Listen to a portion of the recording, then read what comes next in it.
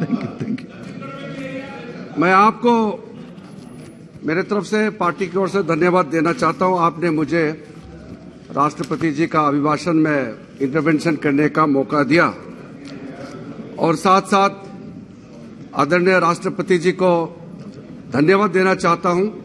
उन्होंने हमारा संयुक्त पार्लियामेंट को जॉइंट सेशन को एड्रेस किया और ये बजट सेशन को शुरुआत करवाया है और इसलिए भी राष्ट्रपति जी का भाषण बहुत ही एक हमारे लिए खास करके स्पेशल है कि पहला इस देश का आदिवासी महिला राष्ट्रपति होने के नाते जब पार्लियामेंट को एड्रेस करते हैं तो गांव-गांव दूर दूर भारतवर्ष में बसे हुए सब लोग गर्व का महसूस करते हैं और मैंने अनुभव किया है।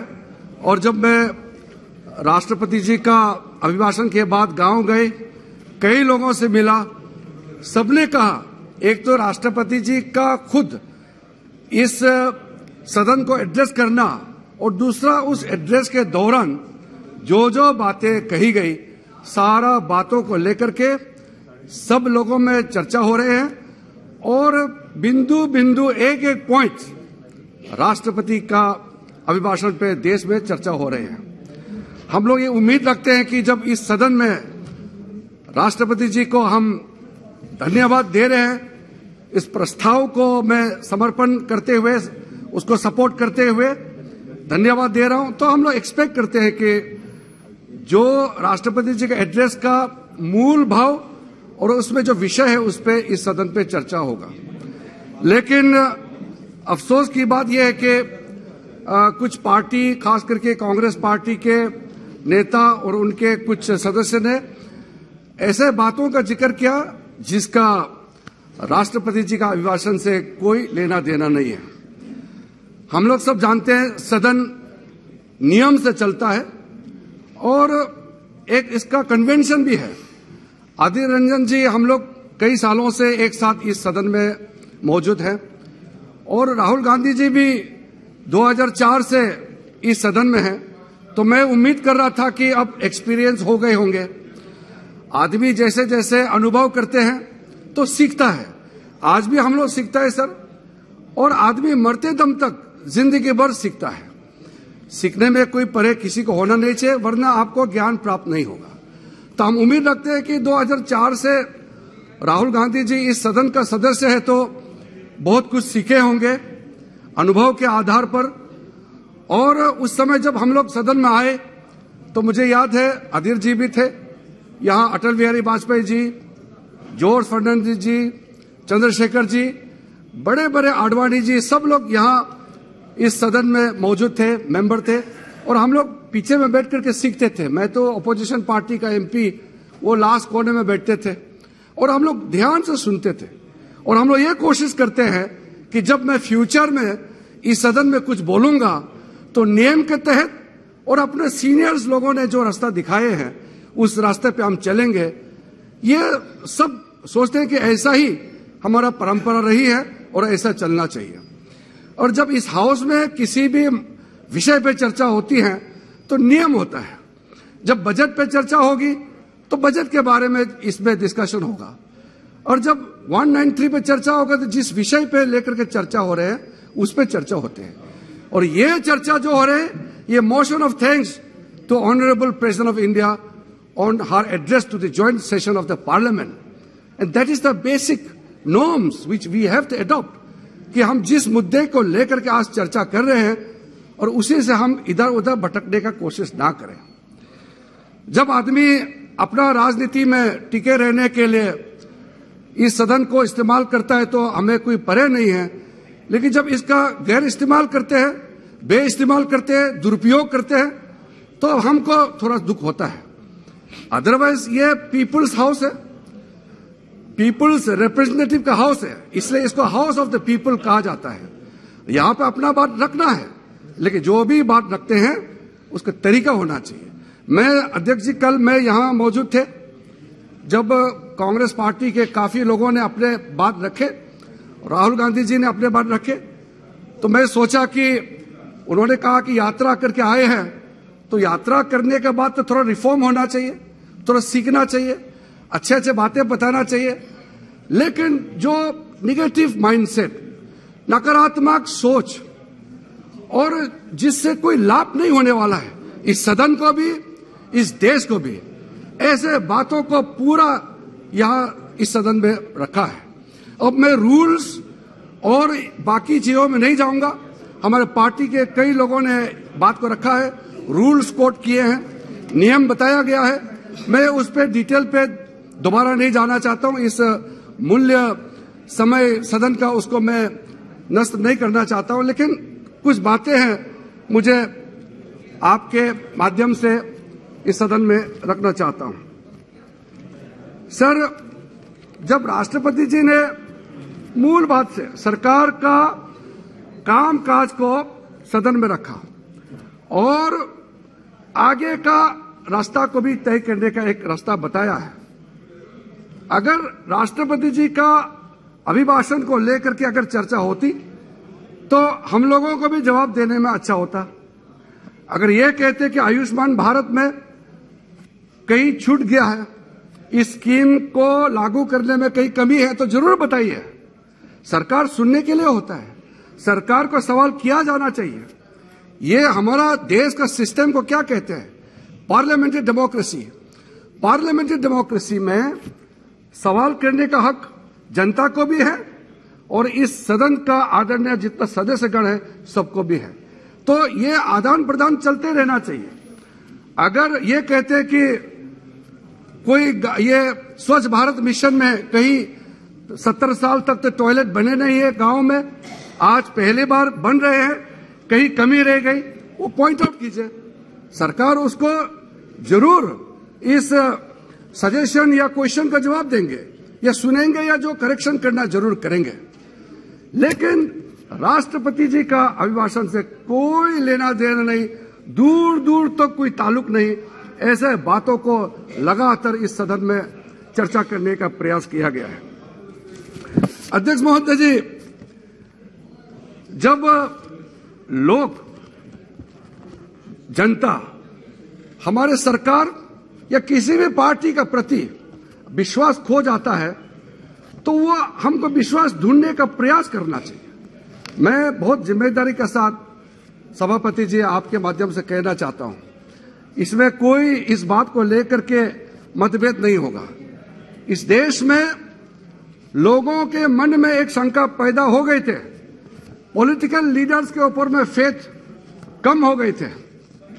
हर रोज 2014 तक अखबार जब भी उठाएंगे, टेलीविजन चैनल को देखेंगे, न्यूज देखेंगे तो स्कैम्स, घोटाले और एक का बाद एक भ्रष्टाचार लगातार उजागर होते गए और भारत के महान जनता सवाल करने लग गए थे गवर्नमेंट के ऊपर में, उस समय जो सरकार में थे। और जो भी पॉलिटिकल लीडर है, सरकार में हो या विपक्ष में हो, इलेक्टेड रिप्रेजेंटेटिव के ऊपर में लोगों ने सवाल खड़ा करना शुरू कर दिया था और ये लोकतंत्र के लिए ठीक नहीं है। मैं दावे के साथ कहता हूं, जनता का विश्वास लोकतंत्र में और चुने हुए प्रतिनिधियों के ऊपर नरेंद्र मोदी जी ने फिर से कायम किया है। आज जनता सरकार को भरोसा करने लग गया है। आज जनता चुने हुए प्रतिनिधियों पे विश्वास करने लग गया है, तो मूल कारण है नरेंद्र मोदी जी ने समर्पण पूरा दिल के साथ इस देश को सेवा करने का काम शुरू किया है। इसलिए जैसे गंगा नदी पवित्र है, प्रधानमंत्री मोदी जी का मन, उसका सोच, उसका समर्पण भाव हमेशा पवित्र रहेगा, उसमें कोई दाग नहीं लगा सकते हैं। हम तो ये मानते हैं कि लोग सीखते हैं। 2019 के चुनाव में हम लोग सब जनता के पास फिर गए थे, उस समय बड़ा नारा लगाया था कांग्रेस लोगों ने, चौकीदार चोर है। जब ऐसा नारा लगाते हैं जिसमें कोई दम नहीं है तो जनता उसका करारा जवाब देता है। मैंने सोचा जब चौकीदार चोर का जवाब लोकसभा के चुनाव में 2019 में दिया, थोड़ा तो सीख लेंगे, ये हम उम्मीद करते थे। लेकिन सीखने का तो नामो निशान नहीं, दोबारा उससे भी ज्यादा गलती करने का काम कर रहा है। इसका जवाब इस महान देश के लोगों ने ठान लिया है और जवाब देने वाले हैं। कल इसे मैं पूरा काउंटिंग करके नहीं बताना चाहता हूं, लेकिन आज मेरा साथी रविशंकर जी ने भी बताया है, स्कैम्स का गिनती करके बताया है। कल जैसे कि उदाहरण के तौर पर राहुल जी ने जीवीके का एयरपोर्ट मुंबई एयरपोर्ट को अदानी को दान में दे दिया। आज मैं देख रहा था तो उसका स्पष्टीकरण आया, वो कंपनी खुद कह रहे हैं कि अपना एक कमर्शियल इंटरेस्ट को देखते हुए उनको पैसा ऋण चुकाना था, इसलिए एक कमर्शियल इंटरेस्ट को ध्यान में रखते हुए कंपनी के इंटरेस्ट में जो जरूरत है वही फैसला किया और उन्होंने एयरपोर्ट दिया। तो फिर राहुल जी को किसने कहा और इस सदन में झूठ बोलने के लिए किसने उसको जबरदस्ती प्रेशर डाला, ये हम पूछना चाहते हैं। जब लेने वाला को प्रॉब्लम नहीं है, देने वाला को प्रॉब्लम नहीं है, तो बीच में राहुल गांधी को प्रॉब्लम कहां से आया है? ये बहुत विचित्र मामला है। देश को प्रॉब्लम नहीं है, प्रॉब्लम इनको है। मैं अध्यक्ष जी, मैं आज मैं आप आराम से सुनिए, मैं बहुत ज्यादा लंबा कहने वाला नहीं हूं। नथिंग सर कुछ रिकॉर्ड में नहीं आप जाएगा। आप बिना मतलब का बात डिस्टर्ब मत कीजिए, आप डिस्टर्ब मत कीजिए प्लीज।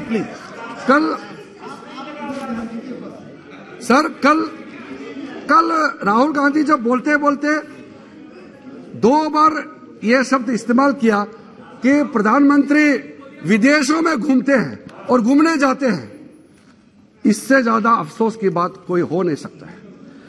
प्रधानमंत्री विदेश जाता है तो देश के लिए जाता है, देश की समस्याओं को लेकर के देश दुनिया में हमारा हिंदुस्तान का जो भी मुद्दे हैं, जो हमारे इंटरेस्ट है, उसको लेकर के विदेश जाता है। वो हनीमून या हॉलीडे मनाने नहीं जाता है। यहाँ जिस मेंबर ने कल यहाँ कहा है, राहुल गांधी जी ने, उनका पूछिए।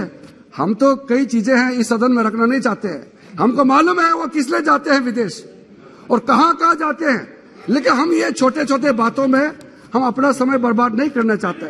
लेकिन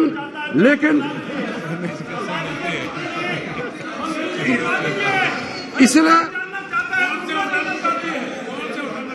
अध्यक्ष सभापति जी, मेंबर जानना चाहते हैं, बाद में अलग से जानकारी प्राप्त कर सकते हैं, लेकिन आज मैं सदन का समय को नष्ट नहीं करूंगा।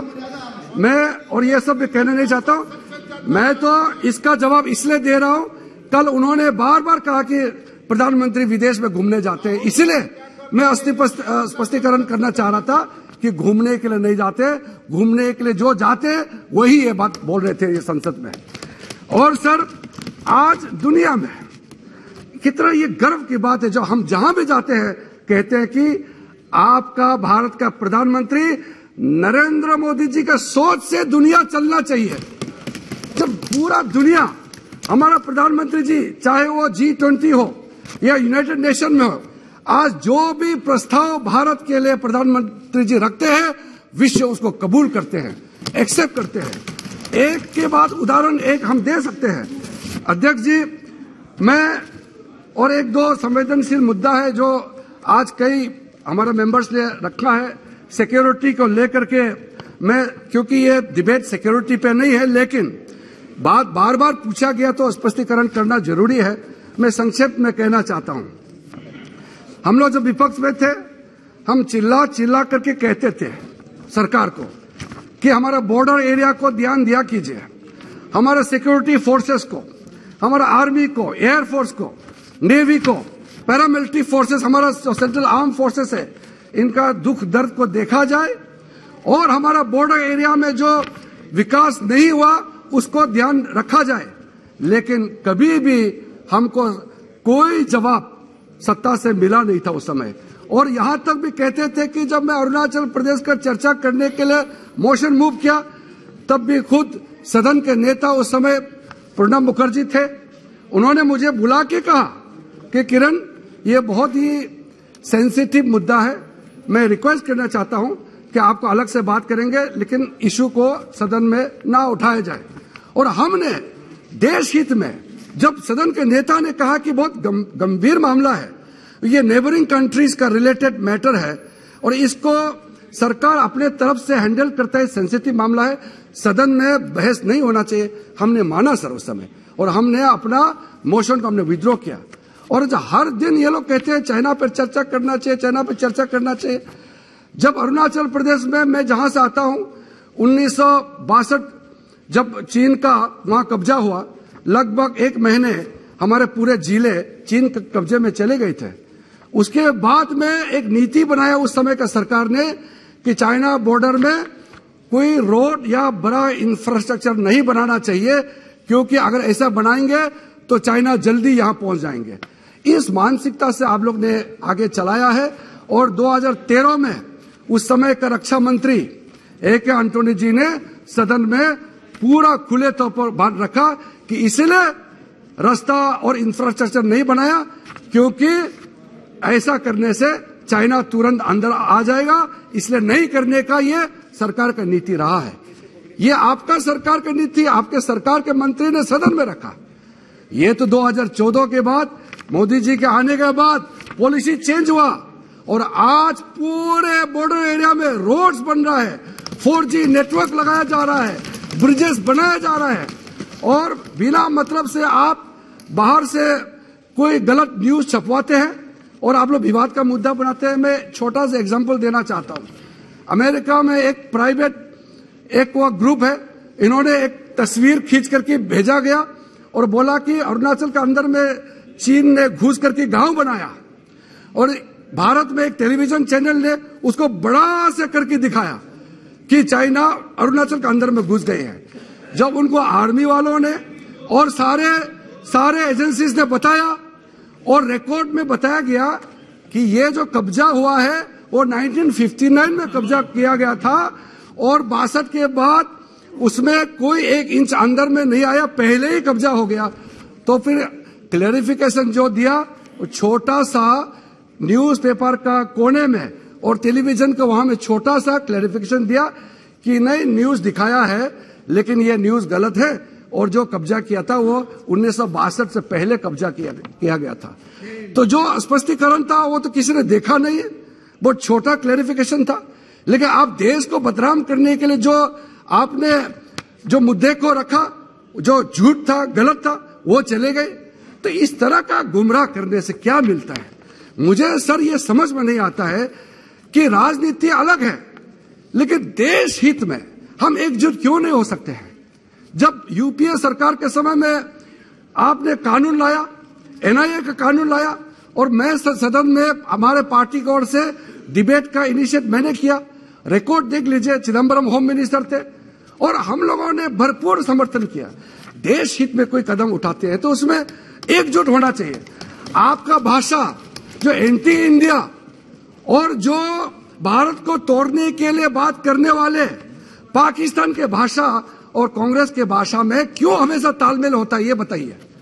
आप क्यों ऐसे बातें करते हैं जिससे देश को नुकसान होता है? इसलिए बिल्कुल नहीं, मैं सही कह रहा हूं। आपने एयर स्ट्राइक का क्वेश्चन किया। प्लीज बैठिए। आपने You will have a chance to reply. No, please sit down. बिल्कुल मैं सर तर्क के साथ कह रहा हूं कि पाकिस्तान ने एयर स्ट्राइक क्वेश्चन किया तो आपने क्वेश्चन नहीं किया और सर्जिकल स्ट्राइक को पाकिस्तान ने क्वेश्चन किया तो कांग्रेस पार्टी ने क्वेश्चन नहीं किया। तो तालमेल है कि नहीं, ये बताइए। मैं झूठ बोल रहा हूं कि आप झूठ बोल रहे हैं?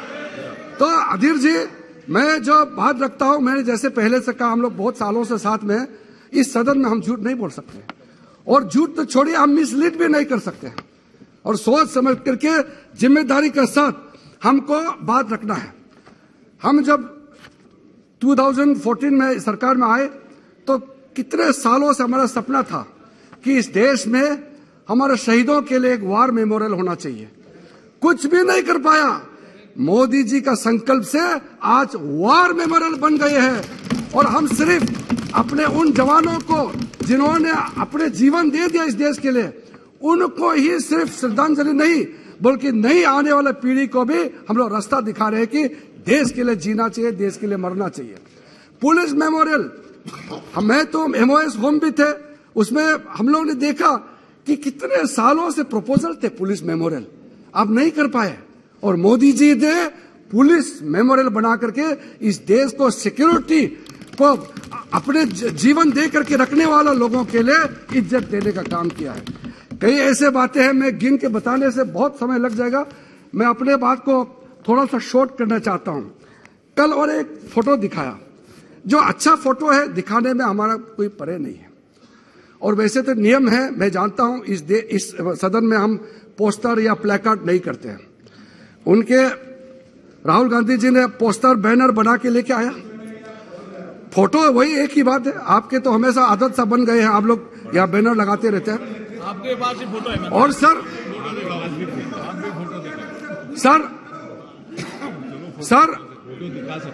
सर जो अच्छा फोटो है, अच्छा फोटो को तो हम लोग तस्वीर देखते हैं, हम लोग टेलीविजन में देखते हैं, न्यूज़पेपर में देखते हैं, तो परे नहीं है। अभी ये कोई अच्छा फोटो है, देखिए, हम कोई ऑब्जेक्शन किया इस पे? आपके मुख्यमंत्री किसके साथ खुश है? हमने ऑब्जेक्शन नहीं किया, नहीं, हमने ऑब्जेक्शन नहीं किया। मैं सर अरे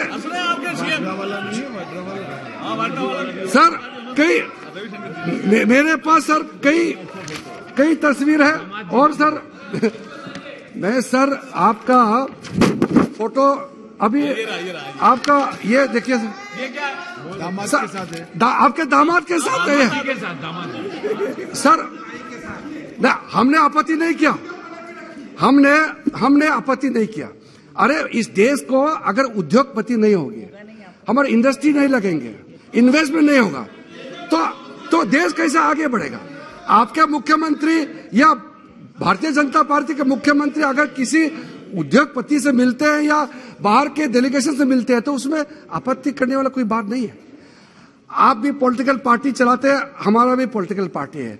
हम लोग तो कोई एयरलाइंस तो है नहीं हमारे पास कोई अपना से हम एयरलाइन चलाने का कोई साधन तो है नहीं। जब हम लोग पायलट भी नहीं है, जब हम लोग टूर करते हैं, इलेक्शन कैंपेन करते हैं, तो किसी का एयरक्राफ्ट को बुकिंग करते हैं। अगर प्रधानमंत्री जी जब पार्टी के लिए कैंपेन करते हैं और उसके लिए पार्टी एयरक्राफ्ट हायर करते हैं, उसके लिए पेमेंट देते हैं, और उस एयरपोर्ट में जाते हैं, एयरक्राफ्ट में चढ़ते हैं, कैंपेन करते हैं, उस तस्वीर को आप यहां दिखा के क्या साबित करना चाहते हैं? जब आप कुछ काम करते हैं तो उसका कोई मतलब तो होना चाहिए। बिना मतलब आप तस्वीर दिखा के, ये भी GMR में घूमते, GMR में। और हमेशा हम तो कह सकते हैं राहुल गांधी जी अभी तो पता नहीं क्यों चले गए, बाकी सब बैठे हैं, आप सुनिए। राहुल गांधी सिर्फ GMR कंपनी, उनके कंपनी की एयरक्राफ्ट में ही घूमते हैं, और आपके सरकार के समय में GMR कंपनी को एयरपोर्ट चलाने के लिए दिया दिल्ली में। हम लोगों ने कुछ कहा? अगर नियम से कर रहे हैं, सिस्टम से चलाते हैं, तो हमारा क्या आपत्ति है? तो बिना मतलब, मैंने शुरू में कहा, इतना इंपॉर्टेंट बहस में बिना मतलब आप हेडलाइन में आने के लिए, आप राजनीति में टिके रहने के लिए इस सदन का दुरुपयोग करना, ये किसी के लिए ठीक नहीं है। हमारे लिए भी ठीक नहीं है, आपके लिए ठीक नहीं है, देश के लिए भी ठीक नहीं है। हम लोग गलत काम नहीं करते आदिर जी। हम लोग मोदी जी के साथ में काम करते करते इतना तो सीखा है कि हम लोग जो भी करेंगे सिर्फ देश हित में करेंगे, और हम लोग बाकी काम नहीं करेंगे। सर कई मुद्दे हैं, मैं क्योंकि आपका वहां से इशारा आ रहे हैं, और 3-3:30 बजे आदरणीय प्रधानमंत्री जी इस सदन में बोलने वाले हैं, तो मैं अपने बातों को कम करके लास्ट में इतना कहना चाहता हूं कि इस देश का मालिक तो इस देश का जनता है। जो जनता फैसला करेगा वो सबको मानना पड़ेगा। हम अपने मर्जी से चुन के आया नहीं है, जनता ने हमको भेजा है। आप 60 साल से ज्यादा आपने इस देश को चलाया है, आपको मौका दिया है। आज आपको अगर जनता मौका नहीं दे रहे हैं, तो उसका नाराज हम पे क्यों हो रहे हैं? आपको जनता अगर विश्वास नहीं करते हैं, आपका 60 साल से आपका काम देख लिया है, कुछ हुआ नहीं आपके समय में, आप लोगों ने झूठ बोला, लूट लिया, पूरा जो क्रोनी कैपिटलिज्म, भ्रष्टाचार, हम भी खुद मेंबर ऑफ पार्लियामेंट होके थक गए थे करप्शन का डेली हेडलाइन में पढ़ते पढ़ते आपके जमाने में। तब जा करके मोदी जी को भरोसा करके यहां लाए हैं तो आराम से काम करने दीजिए, और आप सवाल करना तो मुद्दे पे सवाल कीजिए, लेकिन गुमराह नहीं कर सकते हैं। इसलिए मैं सभापति महोदय जी आपके माध्यम से कहना चाहता हूं कि देश मोदी जी के साथ है।